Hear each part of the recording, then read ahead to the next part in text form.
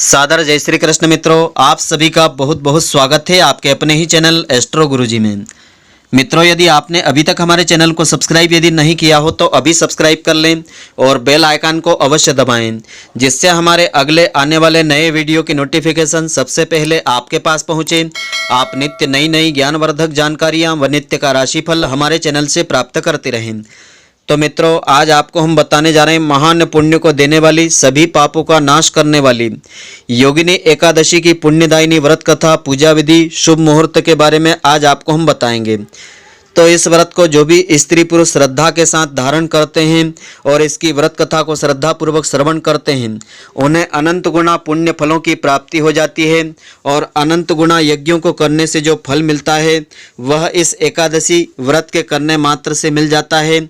और इसकी व्रत कथा को जो भी श्रद्धा पूर्वक श्रवण करते हैं उनके सभी पाप ताप नष्ट हो जाते हैं। तो मित्रों, पूरे वीडियो को आप ध्यान पूर्वक देखेंगे तभी इसका संपूर्ण फल आपको मिलेगा। तो सबसे पहले तो हम एकादशी का महत्व जान लेते हैं, उसके बाद इसकी विधि जानेंगे, उसके पश्चात इसकी व्रत कथा हम श्रवण करेंगे। तो ध्यान पूर्वक पूरे वीडियो को मित्रों आप देखें। तो भगवान विष्णु जी की कृपा और पुण्यों का संचय करने के लिए एकादशी का व्रत किया जाता है। व्रत और उपवास में अंतर होता है। किसी भी व्रत में प्रचलित परंपरा के अनुसार सागार, फलाहार आदि लिए जा सकते हैं, परंतु उपवास अधिकतर निराहार रह करके किया जाता है। त्रिस्पर्शा पक्षवर्धिनी एकादशी अधिक महत्वपूर्ण फलों को देने वाली हो जाती है।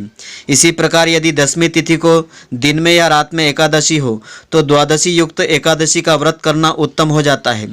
भगवान महादेव ने पक्षवर्धिनी एकादशी का महत्व श्री नारद जी को सुनाया था कि यदि अमावस्या अथवा पूर्णिमा तिथि जो है 8 दंड की रहे, दिन रात अविकल रूप से रहे तथा दूसरे दिन प्रतिपदा में कुछ अंश यानी पड़वा तिथि में कुछ अंश चले जाए तो उस पक्ष की एकादशी को पक्षवर्धिनी एकादशी मानी जाती है।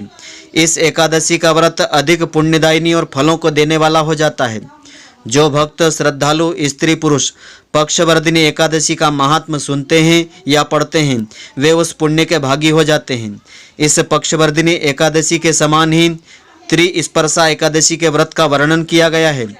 यदि किसी एक तिथि के दिन एकादशी, द्वादशी तिथि और रात्रि के अंतिम पहर में त्रयोदशी तिथि आ जाए तो ऐसी एकादशी त्रिस्पर्शा एकादशी कहलाती है।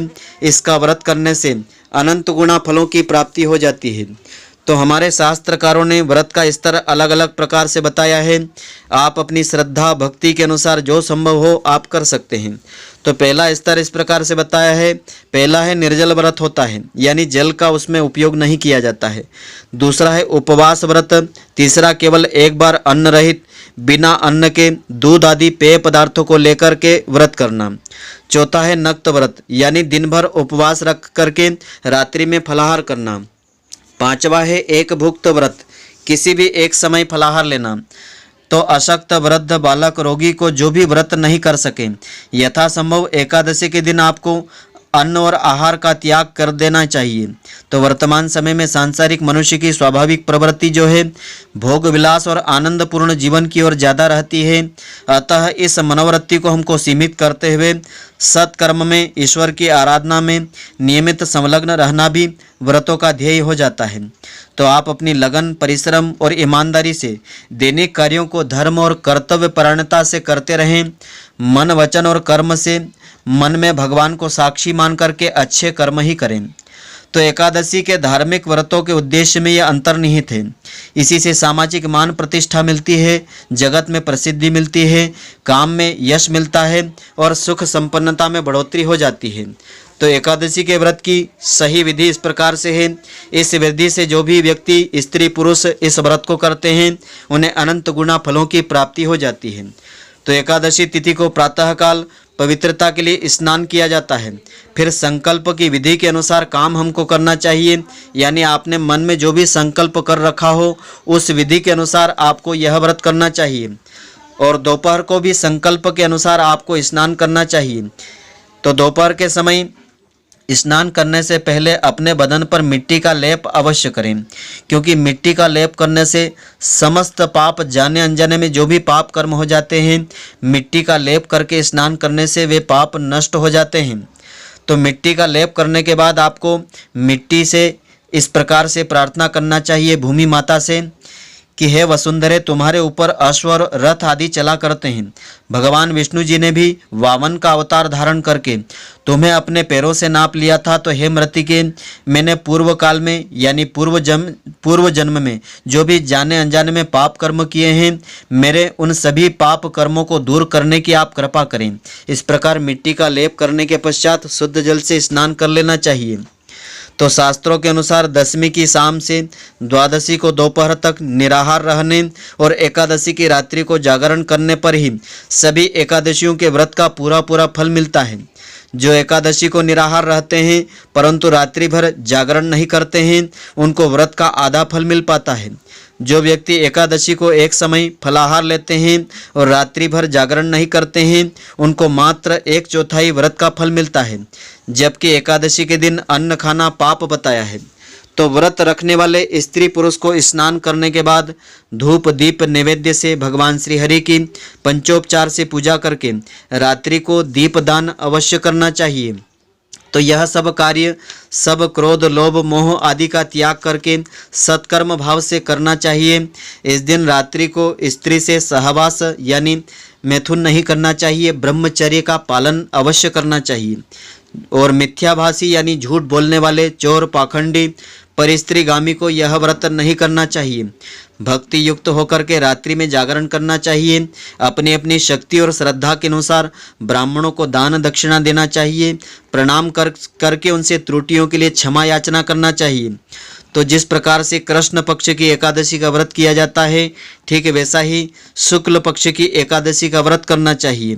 और पारण इस प्रकार से करना चाहिए कि द्वादशी के दिन ब्राह्मणों को पहले भोजन करवाना चाहिए। जो ऐसा करने में असमर्थ हो तो ब्राह्मण भोजन के निमित्त कच्चा सामान भोजन का किसी मंदिर में या सुपात्र ब्राह्मण को थाली में सजा करके श्रद्धापूर्वक दान में देना चाहिए। हरिवासर में पारण करना निषेध होता है, इसलिए हरिवासर में पारण नहीं करना चाहिए।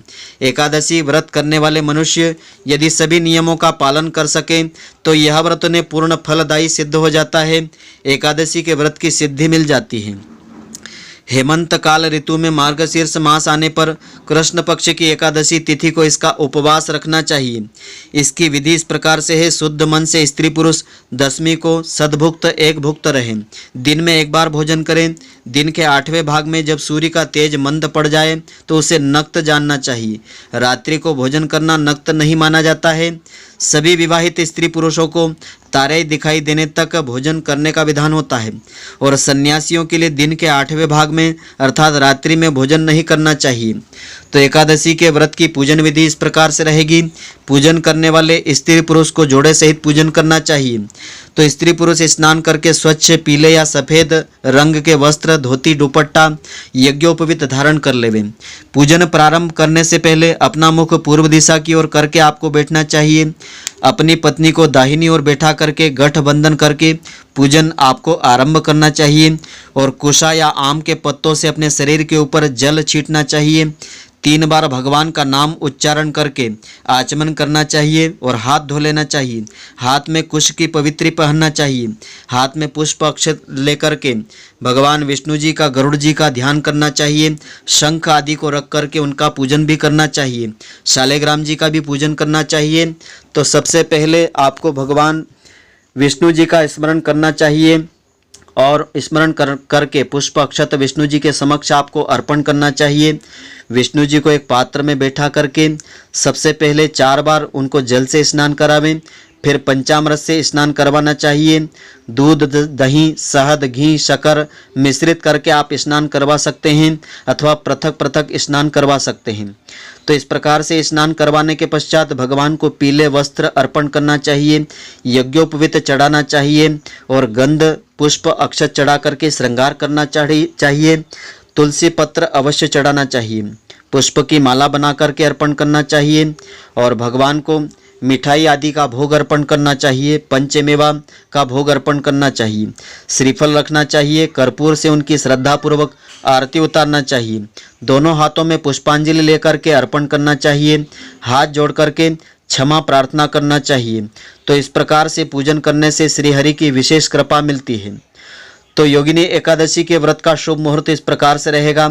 एकादशी तिथि आरंभ हो जाएगी दिनांक 16 जून 2020 को प्रातःकाल 5:40 पर आरंभ हो जाएगी और एकादशी तिथि की समाप्ति होगी दिनांक 17 जून 2020 को प्रातःकाल 7:50 पर।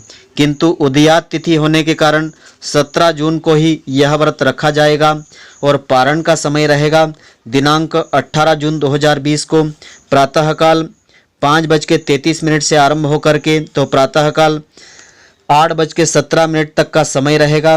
कुल समय अवधि 2 घंटा 43 मिनट की रहेगी। तो इस समय अवधि में आपको इस व्रत का पारण श्रद्धापूर्वक कर लेना चाहिए और इस दिन इस व्रत कथा को श्रद्धापूर्वक श्रवण करना चाहिए। व्रत कथा इस प्रकार से है। धर्मराज युधिष्ठिर ने कहा कि हे वासुदेव, कृपा करके आप आषाढ़ मास कृष्ण पक्ष का महत्व बताने की कृपा करें, कृपया इसका वर्णन बताइए। श्री कृष्ण भगवान ने कहा कि हे राजन, आषाढ़ मास कृष्ण पक्ष की एकादशी का नाम योगिनी एकादशी है।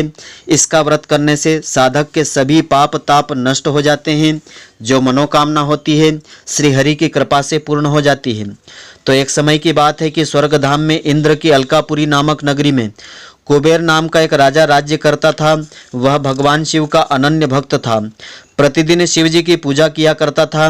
उसके यहाँ हेम नाम का एक माली शिव पूजन के लिए रोजाना पुष्प लाया करता था। तो एक दिन माली पुष्प लेकर के राजा के भवन में नहीं जा सका था। उधर राजा कुबेर मंदिर में बैठ करके शिव जी का पूजन कर रहे थे। राजा दोपहर तक उसकी राह देखता रहा। जब माली दोपहर तक भी पुष्प लेकर के राजा कुबेर के पास नहीं पहुंचा तो अंत में उसने सेवकों को आज्ञा दी कि कोई जाकर के हेम माली के न आने का कारण पता लगाओ। सेवकों ने कहा कि हे राजन, वह तो अपनी पत्नी की काम वासना में आसक्त पड़ा हुआ है। तो सेवकों की बात सुनकर के राजा कुबेर की आंखें क्रोध से लाल हो गई थी। उसने तुरंत ही हेम माली को बुलवाया। हेम माली कांपता हुआ उपस्थित हुआ। राजा कुबेर ने कहा कि अरे पापी, अरे कामी, तूने परम पूज्य शिवजी महाराज के पूजन में विघ्न डाल दिया है। तूने पूजन की अवहेलना की है और पूजन का महत्व तू नहीं जानता है। इसलिए मैं तुझे श्राप देता हूँ कि तू अपनी पत्नी का वियोग सहे और तुरंत मृत्यु लोक में जाएगा और कोढ़ी हो जाएगा। कुबेर के श्राप से हेममाली का उसी क्षण स्वर्गलोक से पतन हो गया। वह उसी समय पृथ्वी लोक पर चला गया। भूमि पर गिरते ही उसे कोढ़ का रोग निकल आया, परंतु शिव पूजन की पुष्प सेवा के प्रभाव से उसकी स्मरण शक्ति लुप्त नहीं हुई थी। उसकी स्त्री भी उसी समय बिछुड़ करके अंतर ध्यान हो गई। हेममाली मृत्यु लोक में आकर के अनेक दुखों को भोगने लगा। भयानक जंगल में जाकर के बिना अन्न जल के भटकता रहा। रात्रि को उसको निंद्रा भी नहीं आती थी। भगवान शिव जी की सेवा उसने कभी की थी, उसी के प्रभाव से पिछले जन्म की स्मृति उसे अवश्य रही थी। इधर उधर घूमता फिरता हुआ वह पर्वतों में श्रेष्ठ मेरुगिरी के शिखर पर चला गया था। वहां उसे तपस्वी मुनीश्वर मार्कंडे ऋषि का दर्शन हुआ तो हृदय से उनको प्रणाम करके वह मार्कंडे ऋषि के आश्रम में पहुंचा। श्राप से दुखी होकर के हेममाली ऋषि के चरणों में जा गिरा और संत महर्षि बड़े ही दयालु होते हैं। उस माली को कष्ट पाते देख करके मार्कंडे ऋषि बोले कि हे वत्स, तूने कौन सा पाप कर्म किया है जिसके प्रभाव से तू कोढ़ी होकर के महान दुखों को भोग रहा है। तब महामाली बोला कि हे ऋषि श्रेष्ठ, मैं राजा कुबेर का सेवक हेममाली हूँ।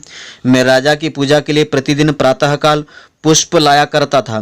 एक दिन मुझे स्त्री के प्रति अनुचित आकर्षण हो गया था, इसी कारण देर हो गई थी। मैं दोपहर तक पुष्प लेकर के राजा के पास नहीं पहुंच सका था। इसलिए क्रोधित होकर के राजा कुबेर ने मुझे श्राप दे दिया। तो हे मुनीश्वर, अब मैं यह कुष्ठ रोग और पत्नी का वियोग सह रहा हूँ। इस समय किसी शुभ कर्म के प्रभाव से मैं आपके पास आ सका हूँ। शरीर से अति दुर्बल हो गया हूँ, अतः कृपा करके कोई ऐसा उपाय बताने की कृपा करें जिससे मेरा दुख दर्द सब दूर हो जाए, मेरे पाप सब नष्ट हो जाएं। इस पर मार्कंडे ऋषि कहते हैं कि हे माली, तूने मेरे सम्मुख सत्य वचन कहे हैं और तुझे अपनी भूल के लिए पछतावा भी है। इसलिए मैं तेरे उद्धार के लिए एक पुण्यदायी व्रत बताता हूँ। यदि तू आषाढ़ मास की कृष्ण पक्ष की योगिनी एकादशी का व्रत विधि पूर्वक करेगा तो इस व्रत के पुण्य के प्रभाव से तेरे सारे पाप जल करके भस्म हो जाएंगे और तेरा यह कोढ़ का रोग भी निश्चय ही दूर हो जाएगा और पत्नी से पुनः तेरा मिलन हो जाएगा। तो ऋषि की आज्ञा पाकर के हेममालिनी ने योगिनी एकादशी का व्रत श्रद्धा पूर्वक विधि पूर्वक किया। इसी व्रत के प्रभाव से उसके शरीर का कोढ़ का रोग नष्ट हो गया, वह अपने पुराने स्वरूप में पुनः आ गया तथा उसका अपनी पत्नी से पुनः मिलन हो गया। तो हे राजन, यह योगिनी एकादशी का व्रत उपवास अनेक प्रकार के यज्ञों के करने के बराबर फलों की प्राप्ति करवाने वाला व्रत है। इस व्रत को जो भी स्त्री पुरुष श्रद्धा और विधि के साथ करते हैं उन्हें अनंत गुणा यज्ञों के फल की प्राप्ति हो जाती है। जो मनोकामना होती है श्री हरि की कृपा से शीघ्र पूर्ण हो जाती है। तो मित्रों, आशा करता हूँ कि आपको हमारी यह ज्ञानवर्धक जानकारी पसंद आई होगी। यदि आपको पसंद आई हो तो आप हमारे वीडियो को अधिक से अधिक शेयर अवश्य करें, जिससे कि अधिक से अधिक लोग इसका लाभ प्राप्त कर सकें और इसका पुण्य फल आपको भी मिले। और आप हमारे वीडियो को लाइक करना नहीं भूलें। धन्यवाद। जय श्री कृष्ण मित्रों, फिर मिलेंगे।